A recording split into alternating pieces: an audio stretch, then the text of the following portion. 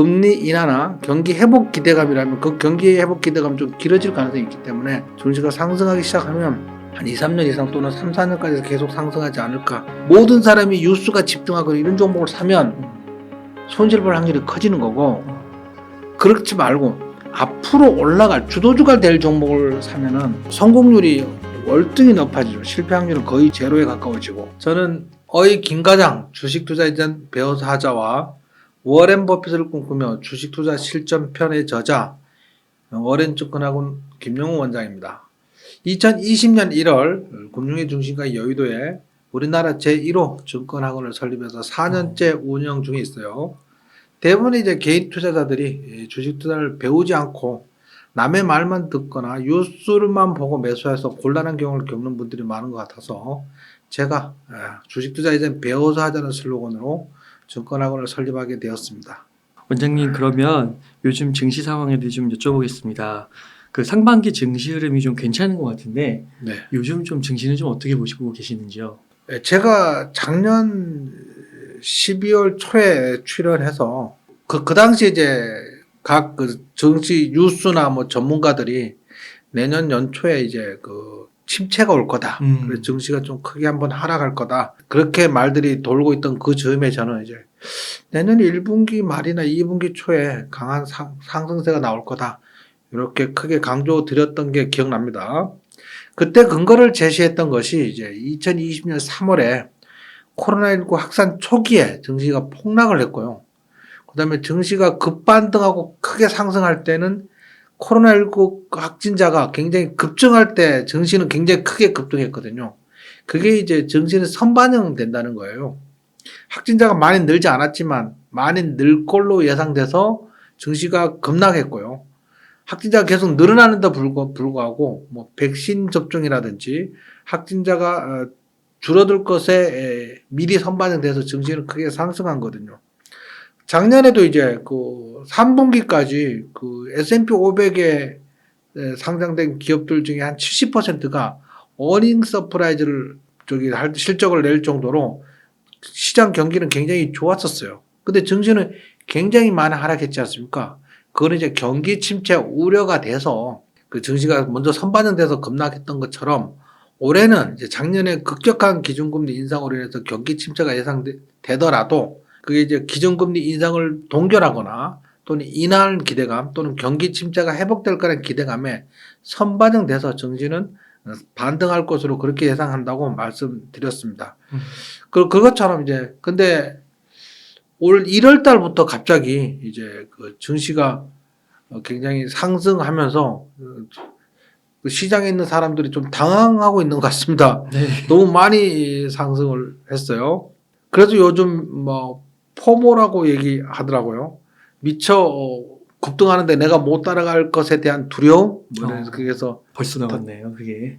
다른 말로 이제 조바심 뭐 그런데 이제 어제 그 뉴욕 증시가 한 2%대 내렸어요. 이제 그거는 이제 기준금리 인상이 이전에 예상됐던 것처럼 이제 올 5월 달까지 해서 한 5%에서 5.25%까지 인상하지 않을까 이렇게 예상했는데 6월까지 인상하는 거 아니야? 5.5에서 5.75까지 인상하는 거 아니야? 이런 우려하고 그다음에 3월 FOMC 회의에서 그 빅스텝이라고 그러죠. 기준금리 0.25%가 아니고 0.5%까지 인상할 가능성이 있는 거 아니야? 네. 얘가 지난 금요일만 해도 한 18% 정도 확률이었는데 어제는 이제 24% 확률이라고 그래서 확률이 높아지니까 증시가 일제히 하락했던 것 같습니다. 네. 덩달아서 오늘 이제 우리나라 증시도 조정받고 있습니다. 아, 그렇군요. 1월 달에 많이 올랐기 때문에 일부 조정받는 거고요. 긴 흐름에서는 일부 조정받고 다시 추가 상승할 것으로 그렇게 예상하고 있습니다. 저는. 아, 그렇군요. 그러면은 그 연초만 해도 뭐 상고하저냐, 상저하고냐 이런 논쟁이 좀 치열했는데 그 연말로 갔을 때는 지금보다 지금 뭐 2,400에서 2,500 정도라고 한다면 지금보다 높은 지수대에 있을까요? 저는 제가 상고하고 그죠? 저는 이제 상반기도 좀 증시가 상승할 것 같고요. 한 번 상승하면 네. 하반기까지도 거뜬히 상승할 거라고 예상합니다. 어. 그 배경은 역사를 갖고 얘기를 하자면 증시는 조정기보다 상승장이 훨씬 길었거든요, 역사적으로. 그다음에 한 1년 정도 조정 나오면 한 2, 3년 상승하는 게 일반적이었어요.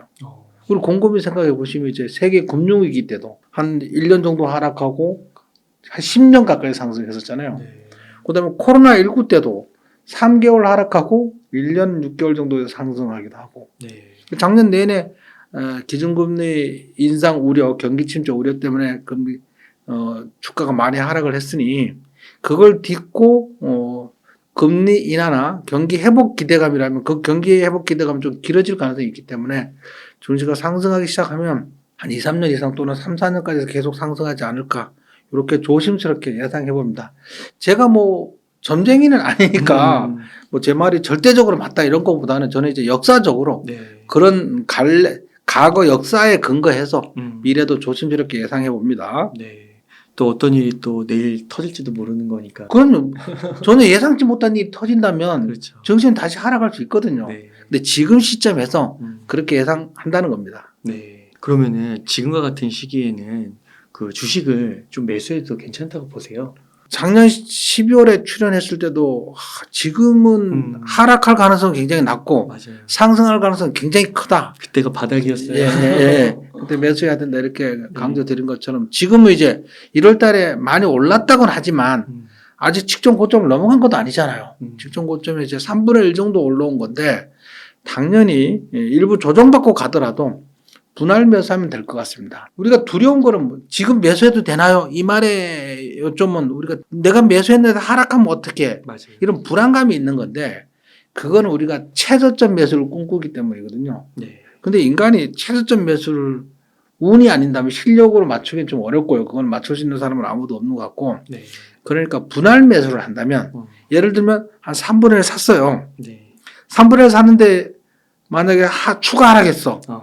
쫄 거 없죠. 추가 하락할 가능성이 있었기 때문에 3분의 1만 산 거거든요. 그래서 하락하면 기다렸다가 상승으로 전환될 때 3분의 1 더 사면 되는 거니까. 그러고 다시 걔가 쭉 해서 원래 1차 매수가까지 올라온다면 3차 매수하면 될 것 같고요. 1차 매수했는데 그냥 올라가 버렸어. 네. 그때 이렇게 생각하잖아. 에이, 다 살 걸. 아니, 추가 하락할 가능성도 있기 때문에 3분의 1만 산 거고, 그 다음에 올라갈 가능성도 있기 때문에 산 거거든요. 네. 그러면 이제 1차 매수하고 난 다음에 올라가면 네. 한 5%나 10% 수익 났을 때 2차 매수하고 그다음 나머지 이제 3차 매수까지 분할로 하면 될 것 같습니다. 그래서 욕심만 살짝 버리고 한 3차례 나눠서 산다고 하면 지금 사는 게 전혀 두려울 게 없는 장인 거죠. 네. 아까 말씀드린 것처럼 큰 흐름으로 봐서는 이제 경기 침체가 회복될 거란 기대감, 그다음에 기준금리가 동결되거나 인하될 거란 그 기대감에 증시는 오를 거라고 예상하기 때문에요. 네. 매수하기 좋을 타임이라고 생각합니다. 3분의 1씩 분할 매수를. 예, 꼭 최저점에 한 방에 몰빵하려고 하니까 얘가 두렵고 걱정스럽고 근데 그걸 욕심은 버릴 수 없고 네. 그거에 대한 불안감이거든요. 그러면 네. 만약에 3분의 1을 샀어요. 30%를 예를 들어 뭐 A라는 주식을 샀는데 네. 만약에 그게 한 마이너스 한 10%까지 간 거예요. 네. 그럼 손절 같은 것도 혹시 하시나요? 지금 사면 손절 아니죠. 지금은 손절할 타임은 아니고 분할 매수 자체가 손절을 안 한다는 개념을 갖고 있는 거죠. 그래서 3분의 1만 샀다가 예를 들면 3분의 1 샀는데 얘가 뭐 하락을 쭉쭉쭉 해서 한 마이너스 20% 됐다고 가정할게요. 만약에 3분의 1 더 사면 뭐 어떻게 되면 마이너스 10% 돼요. 마이너스 10%는 견딜 수 있는 거지 이제. 그 다음에 지금부터 마이너스 2%, 20% 떨어졌다. 그럼 그 증시는 더 하락할 가능성보다는 반등할 확률이 굉장히 크죠. 그래서 3분의 1 샀는데 더 내려가는 거 두려워할 게 없다는 얘기죠, 제 얘기는. 그러니까 지금은 지수 단위가 네. 낮은 상태니까 네, 오히려 그렇죠. 떨어지면 더 사는 게 땡큐라고 하면서 더 사는 게 기회일 수도 있겠네요. 그래서 한 번에 왕창 안 사고 3번 나눠서 산다면 요것만 조금만 이해를 한다면 두렵지 않죠, 지금. 그러면은 그 대표님 말씀은 이제 앞으로 상당히 상승할 확률을 더 높게 보시는 거네요. 그렇죠. 좋게 보시는 거고. 그러면은 대표님께서 지금 이 시점에서 좀 좋게 보시고 좀 관심을 갖고 계신 그런 섹터나 토픽 종목들 그런 게 좀 궁금합니다. 지난번에 이제 2차전지 관련주에 대해서 굉장히 강조를 좀 드렸었는데 최근에 이제 뭐 LNF나 에코프로 BM이나 연일 초급등 중에 있잖아요. 맞아. 오늘은 좀 무서워요. 소폭 눌림을 나오고 있는데 그러면 지금 2차 전지 사면 될까요? 이렇게 질문하시는 분들이 많으세요. 안 되죠. 지금은 안 돼요. 저점 대비 지금 에코프로 BM이 50% 이상 올랐고요. 맞아요. LNF가 40% 이상 올랐어요. 에코프로는 거의 100% 오른 것 같은데요. 저점 대비 굉장히 에코프로는 100% 굉장히 많이 올랐는데 그걸 추격 매수하려고 하면 안 돼요. 주식 투자는 사실은 많은 사람들이 그걸 잘 못하기 때문에 걱정하는 건데 이미 막 시중에 알려진 종목들 있잖아요. 지금 LNF, 에코프로, BM, 에코프로처럼 모든 사람이 뉴스가 집중하고 이런 종목을 사면 손실 볼 확률이 커지는 거고 그렇지 말고 앞으로 올라갈 주도주가 될 종목을 사면은 그 성공률이 월등히 높아지죠. 실패 확률은 거의 제로에 가까워지고. 그래서 이제 대표님께서 말씀하신 것처럼 그럼 지금 관심을 가져야 될 섹터는 어디냐? 이제 저는 곡물 관련, 식량 관련주에 대해서 좀 관심을 갖고 싶어요. 식량이요? 예, 곡물. 우크라이나 전쟁이 예상보다 굉장히 장기화되고 있고요. 지금 바이든 대통령이 며칠 전에 저 우크라이나 방문했잖아요. 그러고 그 무기도 대준다 그러고 돈도 대준다 그러고 장기화되고 있거든요. 네. 그래서 또 이게 대리전 양상을 띠고 있어요. 안 그래도 저기 미국이나 유럽 서방 국가에서는 요번 기회에 좀 장기적으로 끌고 가서 러시아를 그냥 힘을 빼려는 뭐 그런 그렇기 때문에 무기를 대줘도 결정적인 무기는 안 대주고 찔끔찔끔 대주는 거야. 뭐 한물간 전투기를 준다거나 옛날 사용이 연한이 지난 탱크를 독일에서 탱크 줬거든요. 탱크를 준다든지 아니면 제블린 같은 이렇게 휴대용 무기 이런 걸 주는 거지 결정적인 무기. 그 젤렌스키 대통령이 막 비행기 전투기 달라고 막 여러 군데서 읍소를 했는데 전투기는 아직 안 주고 있거든요. 그게 전략이라고 볼 수 있는 거군요. 그럴 가능성이 많아요. 그래서 이번 기회에 러시아를 아예 그냥 길을 들여버리려고 생각을 하는 거죠. 그 장기전으로 가고 있으니까 작년에도 파종을 못했어요. 우크라이나가 그 유럽의 빵이라고 하잖아요. 거기가 흑토로 굉장히 비옥한 토지인가 봐요. 그런데 작년에도 전쟁이 계속 지속되면서 씨앗을 제대로 못 뿌려서 파종을 못했고요. 지금도 마찬가지예요. 가을에 씨앗도 못 뿌렸지만 지금도 그 땅에 막 지뢰가 묻혀 있고 막 그런가 봅니다. 그러니까 이제 곡물 생산량이 전쟁 전이 2021년에 비해서 40% 이상 줄어든 상태에서 올 봄을 맞이하는 거거든요. 전쟁이 끝나지 않으면 또 파종을 못하고 작년에 파종 못한 게 올해 영향을 끼치는 거죠. 작년까지만 해도 그 전년도에 이제 곡물을 해서 흑계로 실어 날랐잖아요. 근데 올해는 없는 거지 이제 그게. 그래서 곡물 문제가 굉장히 크게 대두될 가능성이 높고요. 실제로 푸틴이 이제 천연가스 밸브를 잠그면서 올겨울 너들 유럽 한번 죽어봐라 이렇게 얘기했는데 혹한을 못 넘길 거라고 생각했는데 유럽이 굉장히 따뜻했다잖아요. 알프스 막 눈이 다 녹을 정도로. 그래서 그 전략에 실패를 했는데 실제로 1월 17일 날 회의에서 푸틴이 필요하다면 농산물 수출을 제한하는 할 수 있다고 경고를 하기도 했어요. 푸틴에서. 그 식량을 무기할 수도 있다는 거죠. 그리고 이번에 열리는 이제 다보스 포럼에서도 이제 국제위험 보고서라는 곳에서 식량 문제를 굉장히 크게 경고하고 있어요.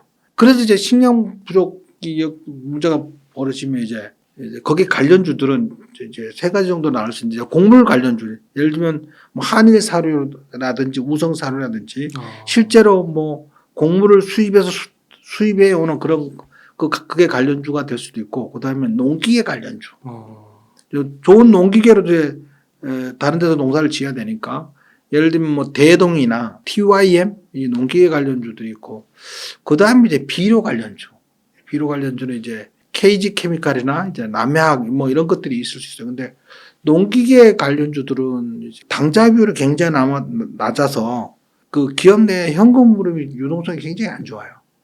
그래서 좀 유상증자 위험이나 뭐 이런 게 위험이 있을 수 있어서 좀 피하고 저희는 이제 우리 수강생들한테는 그 비료 관련주에 대해서 좀 3월달 되면 비료 관련주나 물론 농기계 관련주들이 시장 주도주가 될 것이다. 그랬는데 이미 어제부터 어. 오늘도 며칠 전부터 농기계 관련주들이 막 움직이고 있고 한일사료는 오늘 장중에 한 10몇 %까지 급등하고 막 그랬었어요. 그래요. 근데 비료 관련주만 안 가더라고요. 음. 그 천천히 가겠죠 이제. 네. 결국은 그 이슈가 3월에는 이제 가장 핫한 섹터가 식량 관련주가 되지 않을까 그렇게 예상해 봅니다. 식량 관련주. 저는 이제 독특하시네. 지금처럼 2차전지 관련주는 막 올라간 걸 쫓아 사면 안 된다는 게 제 투자 저거예요. 앞으로 주도주가 될 거를 미리 준비를 해야 된다는 거지. 그렇군요. 예, 그래서 3월달 식량 관련주 주도주가 되기를 될 거라고 예상해 봅니다. 네. 그러면 네. 그 궁금한 게 그 2차 전지주는 네. 지금 들어갈 때가 아니라고 하셨잖아요. 네. 그게 혹시 그 삼성전자 같은 경우도 96,000원에 이렇게 들어갔을 때 지금 거의 2년 가까이 빠진 거잖아요. 예. 그렇게 될 수 있다고 보시기 때문에 그런 건가요? 2차전지요? 네. 아니요. 2차전지는 그건 아니고 단기 상승했잖아요. 네. 걔가 작년에 테슬라가 급락하면서 같이 급락을 막 했었어요. 그러다가 이제 테슬라가 또 급등하면서 같이 막 급등을 막 한 거거든요. 더군다나 이제 테슬라가 1월 초에 그 자동차 가격을 20% 인하하기도 했어요. 미국에서 판매되는 거 20%, 중국이나 유럽에서 판매되는 거 10% 인하하기도 했는데 그렇게 되면 무슨 일이 벌어지냐면 내연기관 차량 살 사람들도 전기차를 사게 되거든요. 전기차의 가장 큰 단점은 비싸다는 건데 배터리 가격이 비싸기 때문에 가격을 20% 다운하면 다 전기차를 사게 되겠죠. 네. 그래서 저는 이제 그 당시에 2차 전지 관련주가 굉장히 크게 강세를 보일 거라고 했는데 그 추세는 지금 끝나는 게 아니고 앞으로 계속 이어질 가능성이 높고 그러니까 지금은 눌림목에서 반등할 때 사야 될 타이밍이라는 거죠. 지난번에 그 삼성전자가 9만 원에서 5만 원까지 떨어지 그건 아닌 거죠. 그냥 눌리면 이제 단기 급등했으니까 쉬어가야 되겠죠. 왜냐하면 차익 실현 물량이 나와줘야 되니까. 차익 실현 물량이 나와서 새로운 세력들이 그 물량을 받으면서 손바뀜이 일어나야지 네. 매도세가 줄어들고 그러면 조그만 매수세만 받쳐도 주가가 크게 상승할 수 있거든요. 그 차익 실현 나오는 건 뭐 당연한 거죠. 그래서 지금이 오히려 딱 기다리고 있다가 반등할 때 매수 타임인 거죠. 지금 사면 안 된다는 뜻입니다. 지금 사면 안 돼. 지금 이제 요번 기회에 눌림이 나올 것 같아요. 지금 고점 대비 뭐 10%나 20% 떨어지면 거기서 돌릴 때 그때 10%. 매수 기회가 좋은 타이밍이 될 것 같습니다.